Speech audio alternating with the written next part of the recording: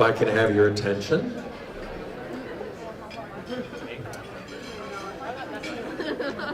I was asked a question about the desserts and whether there was a limitation. We have established the fact that we're going to limit you to 5 per person. I know it's not in the spirit of the meeting because this is about overcoming problems, but problems of practice. So I don't know what your dessert practice is, but if you would limit it to that, that would be great. So this is the first time I've met Cindy Martin, the superintendent of the San Diego schools. But all I have heard, I could almost pick it up. I just said this to you, Cindy. I could pick it up as we talked briefly. The words passionate, respectful, engaging, collaborative, wise, knowledge of what literacy leadership is all about. So Superintendent Martin has been focusing on positives and on student learning, working with her board to implement what they call Vision 2020. She has worked as a literacy leader, a teacher, central office leadership, and clearly it is our honor to have her as our luncheon speaker. Please welcome Superintendent Cindy Martin. San Diego.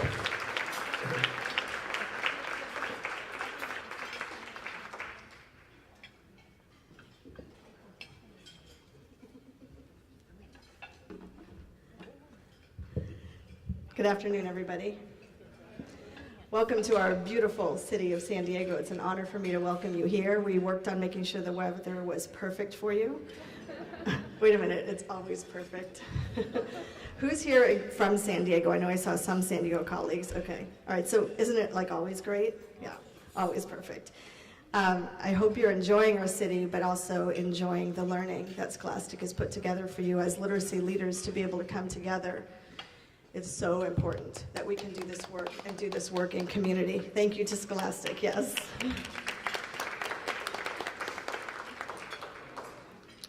And of course, and ASCD in collaboration, ASCD and Scholastic doing this work, because you know what? If we can't come together with our hearts and minds and bring our stories together to have the most powerful literacy leadership in the nation, how are we ever going to get the work done? We need this time to be together, to be in community, to be a family, to be with others who think and believe and dream in big ways about what's possible for our students and for the children in our country. And gatherings like this are rare, more rare now than they used to be, so it's incredibly important that we have a very important sponsorship like this to bring people together and have this type of dialogue. I'm going to open in a very non-traditional way because I feel like I need to. I'm a little unsteady. I don't know if you know that song. I don't even know who sings it, but the song is called A Little Unsteady. And I'm not usually a little unsteady, but today I'm a little unsteady because this is my first public appearance since a very significant personal event happened in my life. I have been with my husband for 33 years. We met when I was 16 years old. He was 22. If you want to count, that's 12,045 days on this earth I've had with Sergio Martin, my husband.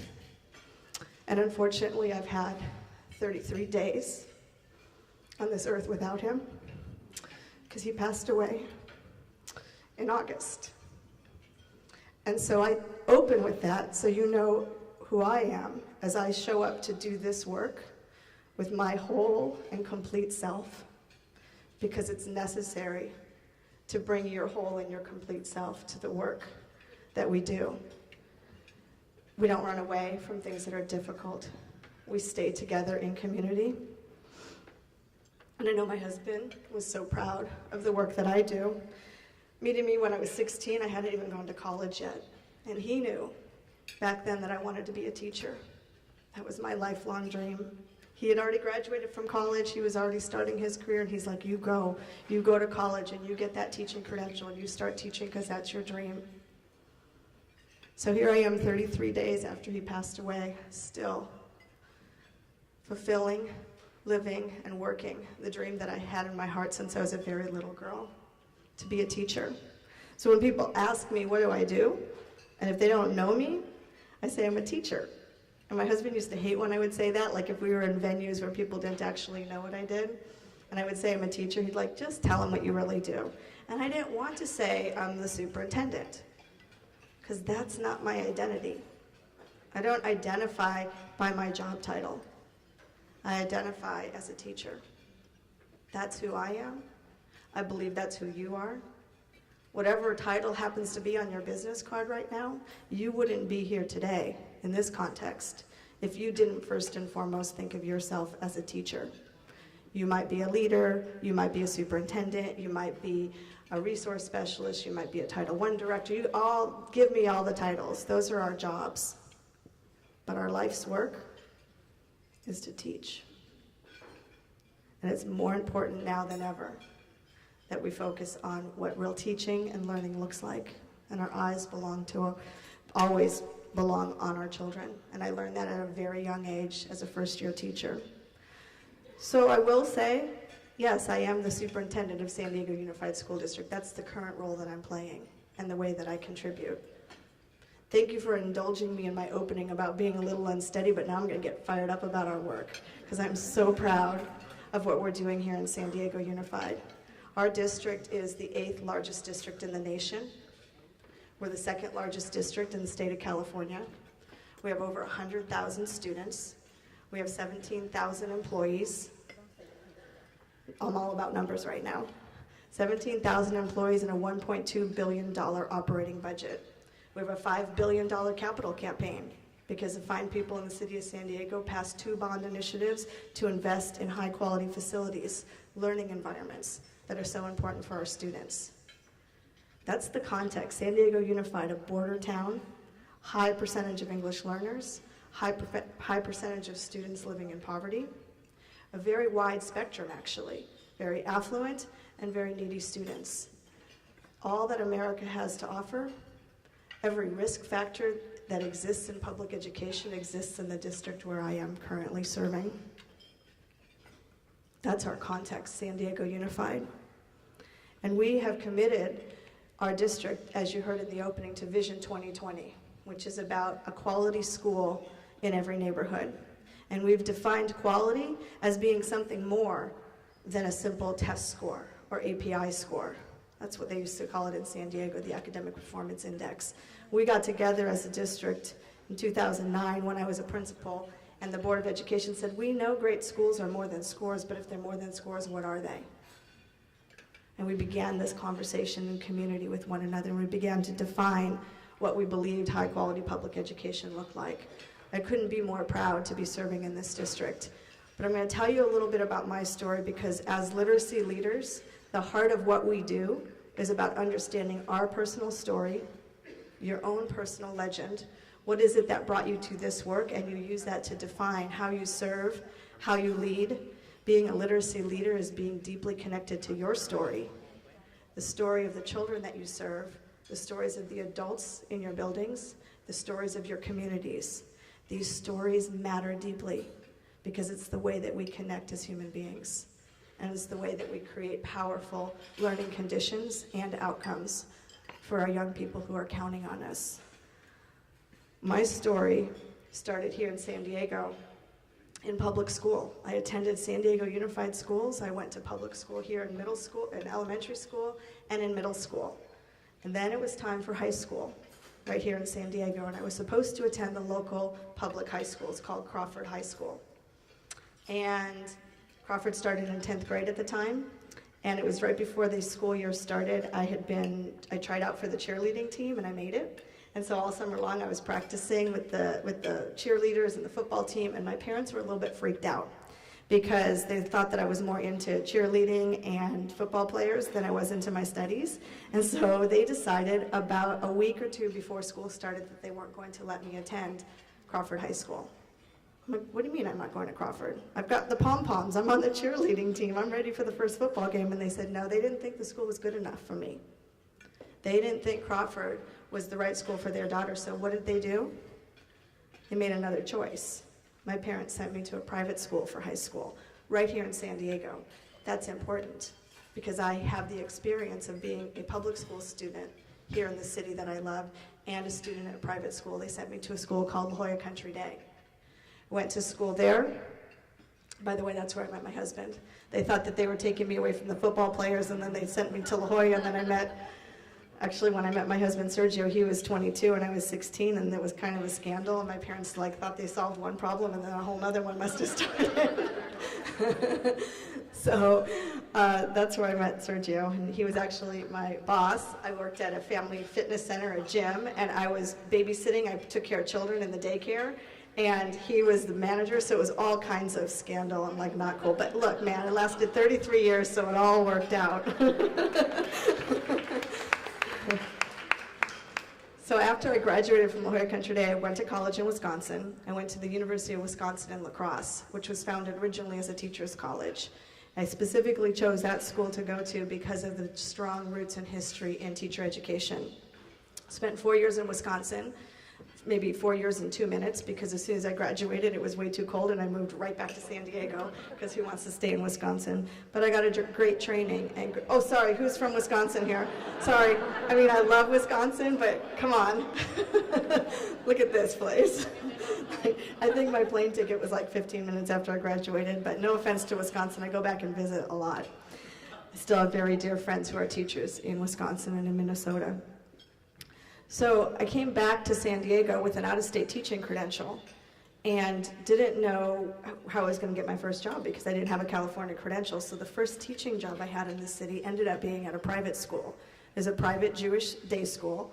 And I got my California credential pretty quickly in 6 months, but you have to pay rent on month one. And my parents they sent me to college, and now they're done paying for me. So I had to figure out how to make a living. So I started working at a private school, and that was significant. The time that I spent at Beth Israel Day School as a teacher, second grade teacher, was very had a lot of influence on who I became as a teacher and as a literacy leader.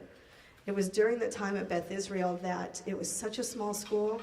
There was only one teacher per grade level, so I didn't have the type of colleagueship that you really need in the school. I mean, I had great colleagues, but there were 7 of us in the whole school.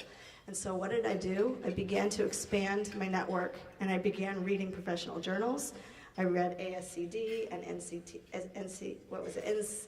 National Council of Teachers of Mathematics, NCTM, the International Reading Association journals. I started reading journals, and I started reading professional books, and I started attending all the conferences. And I began to see a wider view about what literacy really looked like. And I bought my first professional book. I'll never forget it. It was Transitions by Regie Routman. I read that book. You know that book. Read that book, and it was before email and Facebook and all that, and I had to find this woman. I was like, this woman is talking to me. So she was a teacher in Shaker Heights, Ohio. I wrote her I looked up her address somehow, and I wrote her a letter and said, I want to talk to you. I need to talk to people who think like you think, who look at children the way you look at children, who understand literacy the way you understand literacy. I want more. And I read her bibliography, and then I was introduced to Donald Graves, and I read everything he wrote, and my network began to expand, and my literacy foundation was formed at that moment as I began to implement. At the time, it was called Whole Language. The whole language practices and the debate in California was raging, whole language versus phonics, and it made no sense to me. It was, to me, never an either-or paradigm. It was all about being a literacy professional and making smart decisions alongside children and understanding their own literacy development and growth.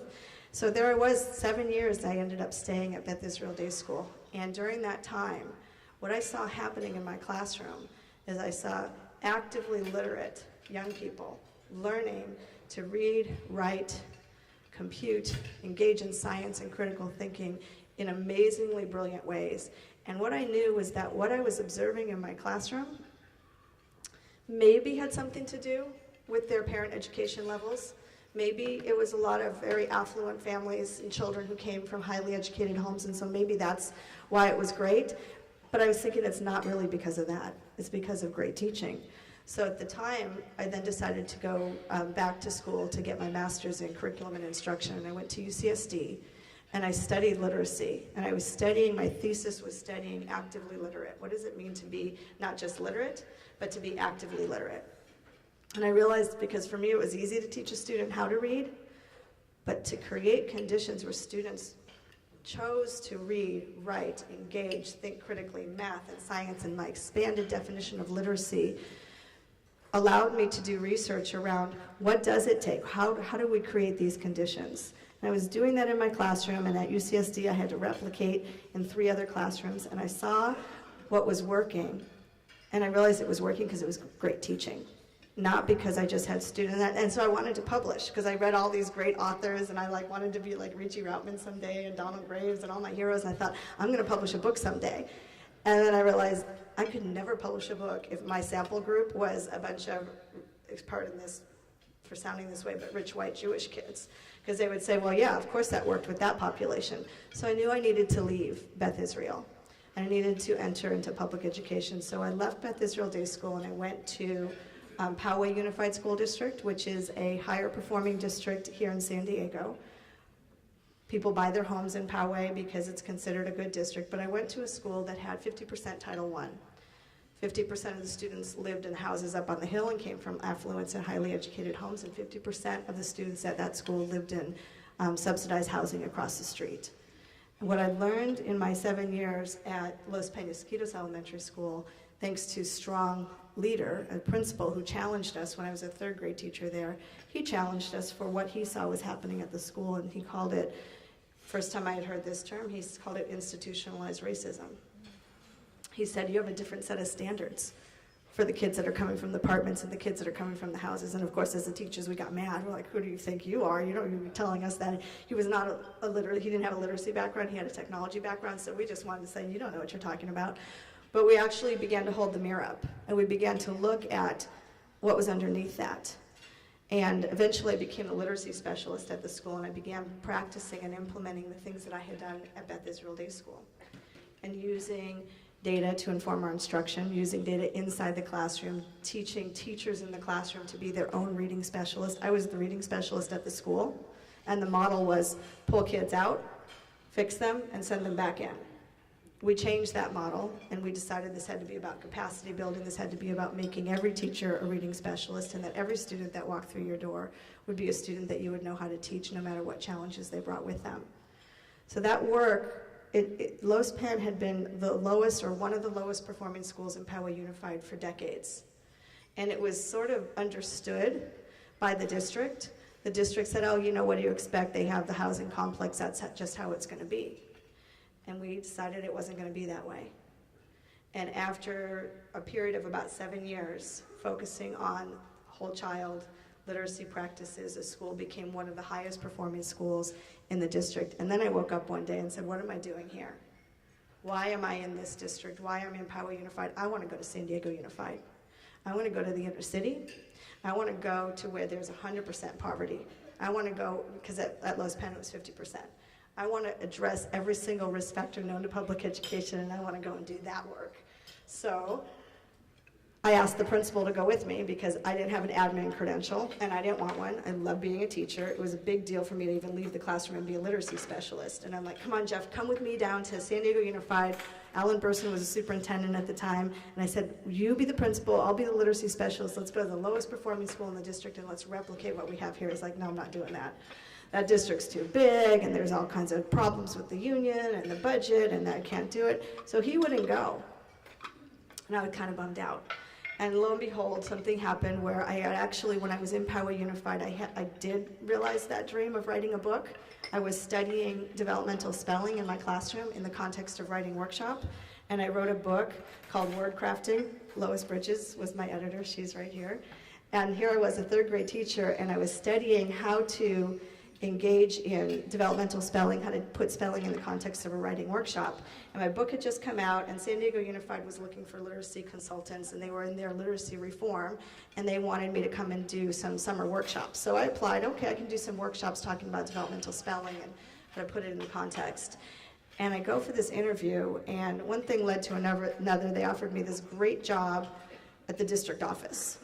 And I was like, no, thank you. I don't want to work at the district office. That is way too far from kids. I don't want to be far away from children. So I turned the job down, and I stayed in Poway Unified for a whole nother year.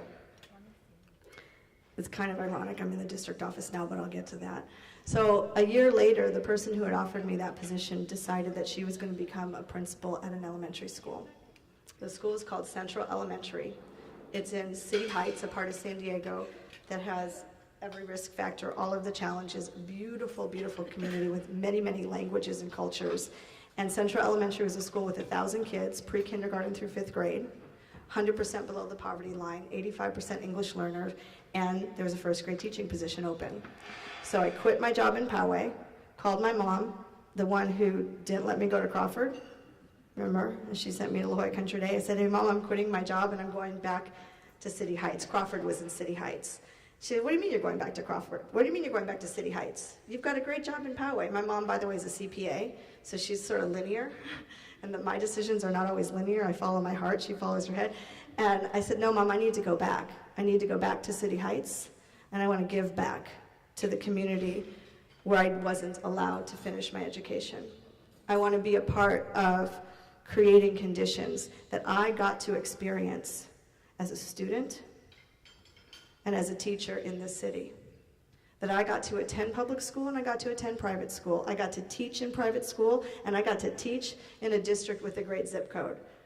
And I remember saying to my mom, look, it's kind of naive and maybe a little delusional. I like to say it's aspirational. I said, I want to save public education in America, Mom. And I know if I can go to one first grade classroom, because thought I was going to write another book and maybe like write about what it was going to be like in that classroom. If I can do it in that one classroom and show all that I've learned and bring everything that I believe, my core belief system, into play, that maybe I could make a difference, even if it was just with the 20 kids in that classroom. Because Donald Graves taught me, you start with one child, and that's all you need to do. You learn one child at a time, and then you begin to expand your circle from there. So, because I didn't believe, and I still don't believe, that your demography determines your destiny. You should not have to have a parent who can put you in a private school, or wait in line for the award-winning charter school, or get into the district with the right zip code to get a great education. Nothing wrong with all of those. My son attended a charter school for part of his career. I taught in private school. I went to private school. All of those options are great and phenomenal. What I'm committing my life's work to is to create the conditions in each and every one of our 6,400 classrooms in San Diego Unified that allows each and every child to have their genius unlocked, to give them learning conditions that are worthy of their whole child. I'm committed to creating that in a large urban public school system and bringing all that I've learned in all of these different experiences into that system. So what does that actually look like? How do we do that? I spent 10 years at Central Elementary. And my goal was not, by the way, to become the superintendent. I wanted to save public education in America and just teach first grade. That was the whole thing. But I believed in my heart and soul that children were more than a test score. And it was a time of no child left behind, where many children were being left behind, and the inequities in our country were getting greater instead of being improved upon, as we had intended. And I thought, how do we do this? And so at Central Elementary, the work I did there for 10 years was focusing on children. We used an approach called positive deviance and an approach called appreciative inquiry. Positive deviance is where you pay attention to deviant behavior, meaning not bad, but different from the norm, that's yielding a positive result. When I got to Central, only 2 students in every classroom were meeting what was considered to be the grade level standards. In Poway Unified, it was flipped from that. We would have 2 students that were at risk in every classroom, and we had to put interventions in place. We only had 2 students in every class. So what we did is we paid attention to the students who were succeeding and who were doing well, We believe that what you pay attention to is what grows. What you appreciate, appreciates. So we began to pay attention to what was working. And it took several years. I never imagined that I was going to spend 10 years at Central Elementary. Never imagined that I was going to be the principal at Central Elementary. Remember, I went there as a first grade teacher. Back to the theme of the job title never has really mattered to me. But eventually the principal at the school left. She had encouraged me to become the vice principal. So after a couple years there, I was the vice principal. She was the principal. She got recruited to Los Angeles to do amazing work in inner city LA. And there I was, the principal at Central. The one thing I didn't want to be was a principal. But there I was because we were 5 years into our reform effort. And I couldn't walk away from the children at that point. We weren't done. We had just built a health center. We had just built an employee daycare. We had just put systemic structures in place for building capacity around professional development across the school. We had deep partners in the community. 5 years in was too soon for me to leave. So on the day that I found out that Stacy, our principal, was leaving, and I was like, I don't want to be there, I don't want to do the principal. On that same day was a day my husband had a massive stroke. And I had to decide, what am I going to do? My son was 12 years old. My husband had a stroke. We didn't know if he was going to survive. That was 9 years ago, so he actually survived 9 years after that stroke. That could have been fatal. 90% of people who had the stroke he had that day, it's a fatal stroke. And then I had 1,000 children that were counting on me to lead a team to create conditions. So I stayed. I became the principal. And 5 years later, after a total of 10 years at the school, our Board of Education decided to they didn't make a change. We actually had a superintendent who was retiring. San Diego Unified, over about a 10-year period, had 5 or 6 different superintendents in the time that I was at Central. Mr. Koba had announced that he was going to be retiring. He'd been there for 3 years. He was a retired admiral from the Navy. He got us through a very difficult budget crisis, but there wasn't systemic work around professional development, systemic work around literacy. There wasn't systemic work around building capacity during that time because it was just very, very challenging. So he announced his retirement. The Board of Education called me up. I was in my office at Central, and being a principal and minding my own business, and they asked me if I would be willing to step in and become the superintendent. That was literally the phone call that I had. And I said, what do you mean you want me to be on the search committee to help choose the next superintendent, right? Because I was an elementary school principal. You don't go from elementary school principal, $5 million budget and 100 employees, to superintendent, $1 billion budget and the fourth. And so I said, you want me on the search committee? And they said, no, we actually see that you are implementing the kinds of strategies and reforms in a community-based approach that we want to see across the district, and we want to know if you will be willing to leave Central. We know how much you love your school. We know how important it is to you.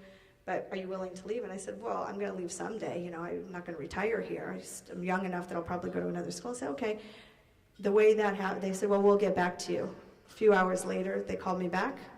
The board president and vice president came to meet with me in person to let me know that they had taken action. And we have 5 elected officials that hire superintendents in our district. They had taken action, and they appointed me superintendent, and we're announcing it the very next day at a press conference.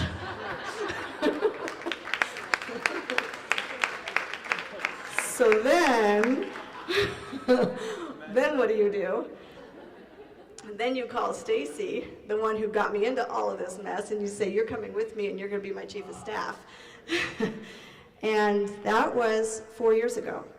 I'm beginning my 4th year now as superintendent. And the work that we're doing is to create conditions across our system where we have an equity, people say you have an equity initiative, you have equity officers. The core of what we're doing is to create conditions for every single student and deliver high quality learning experiences with equity at the core. So we've defined equity in our district as each and every student gets what he or she needs when they need it in the way that they need it. We have very publicly stated that we believe a child is more than a test score. We've reinvested in the arts. We've expanded our investment in the arts. Our major approach is around capacity building. We have quarterly principal institutes where I meet with principals, I give a keynote speech. We have 6 area superintendents that when I first began, one of the first changes that I made is I had the area superintendents become direct reports to me. no longer have a chief academic officer. I'm the chief academic officer along with my chief of staff.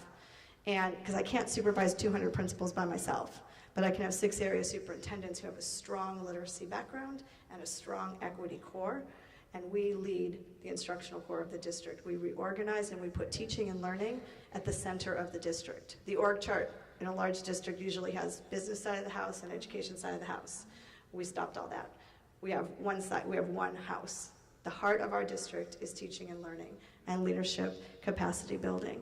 And then business support services and student support services become the right and left hand of the district. But the heart and the brain that operates the district has to do with how we're creating conditions that build capacity for all of our young people. We identified 4 learning cycles for the year. We ask ourselves, we get into cycles of inquiry. We train our principals how to be in humble inquiry with their teams, to be leaders alongside leaders and learners alongside learners, and putting learning conditions at each school. We've asked every school to engage in the cycles of inquiry. The first inquiry question is, how do we create classroom conditions, academic, social, and physical environments worthy of our children? We ask that question each year, and we ask that question for a 9-week cycle, pre-kindergarten through 12th grade. That learning cycle starts the year with, are our learning conditions worthy of our children? Academic, social, physical environments. Our next learning cycle, we ask ourselves, how do we create conditions where students have opportunities to engage in collaborative conversations? Because we know active listening and being able to speak to another person, hear what they have to say, and allow your ideas to be understood is incredibly important. And students who leave our system, if you're more than a test score, when you leave the system, you have to be able to engage. You have to be able to speak to one another and be able to have difficult conversations. Our nation is highly polarized right now. And if we cannot graduate students from our system who know how to engage in critical discourse with critical thinking and honor different points of view from different people, we're graduating people that all they have is a score and they might not even have the test score. So collaborative conversations allows us to create spaces for people to be in human relationship with one another.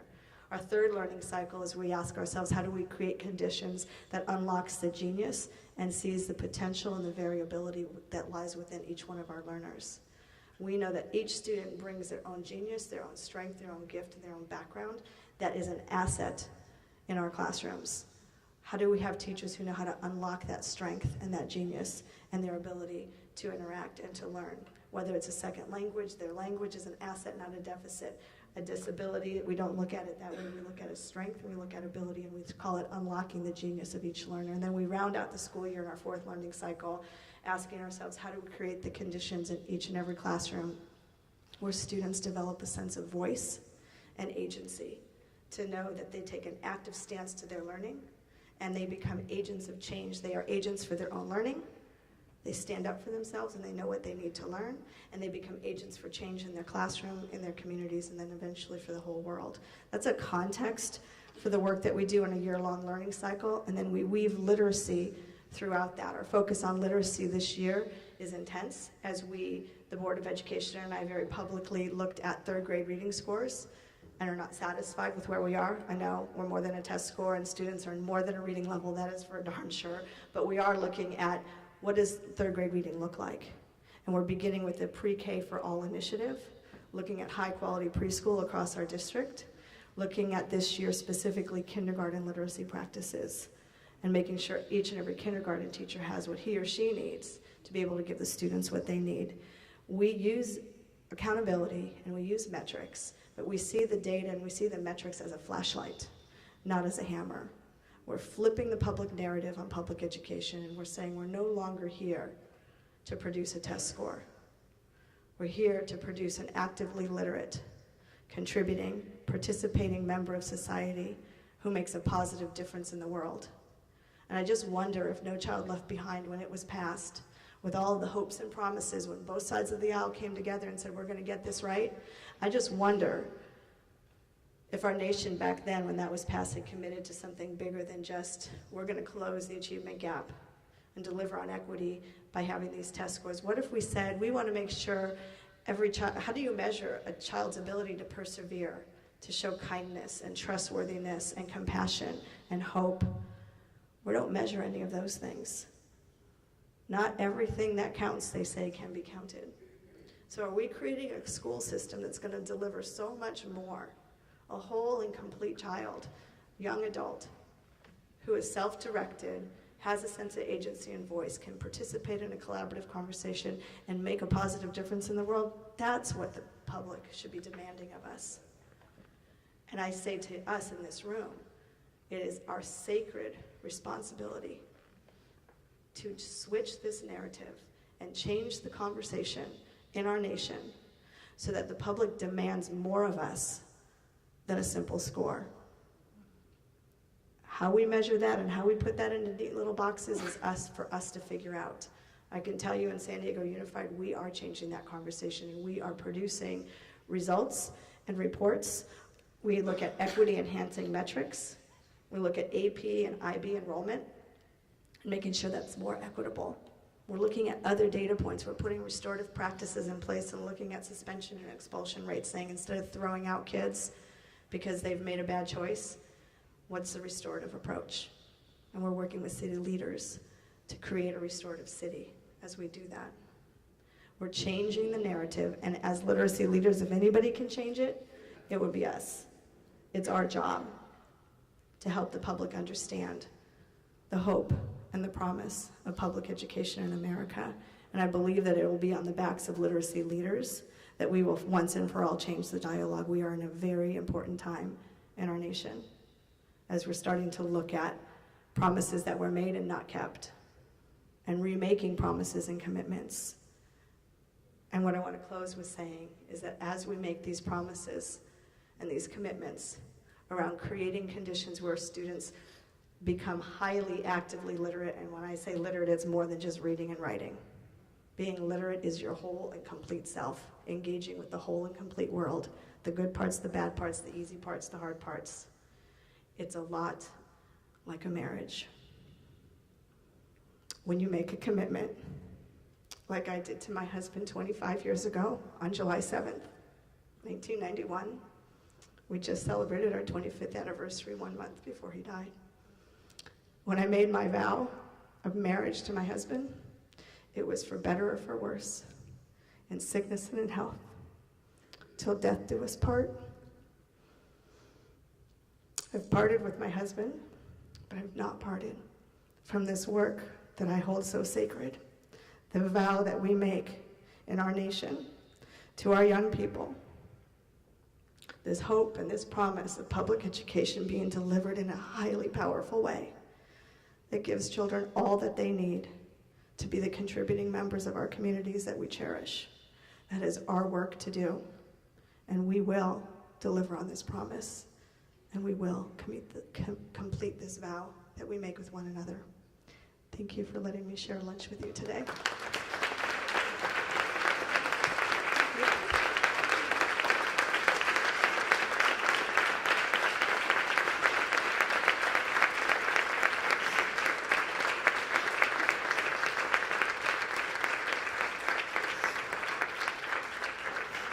You got me through it. I'm a little unsteady, but I made it through. Thank you. Thank you for the honor of being with you.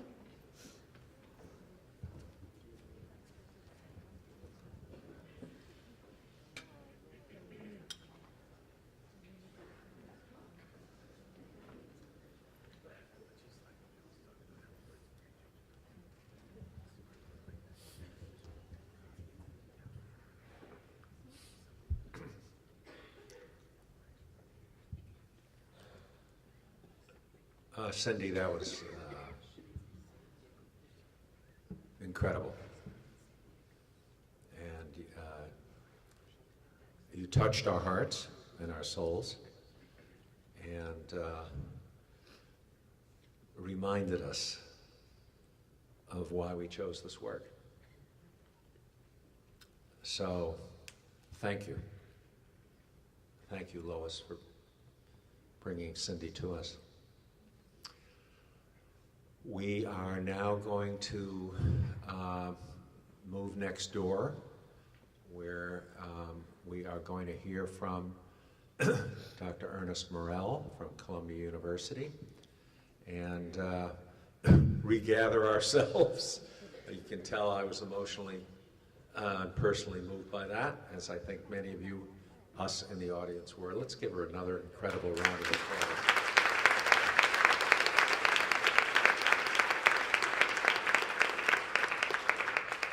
We are adjourned to the major room.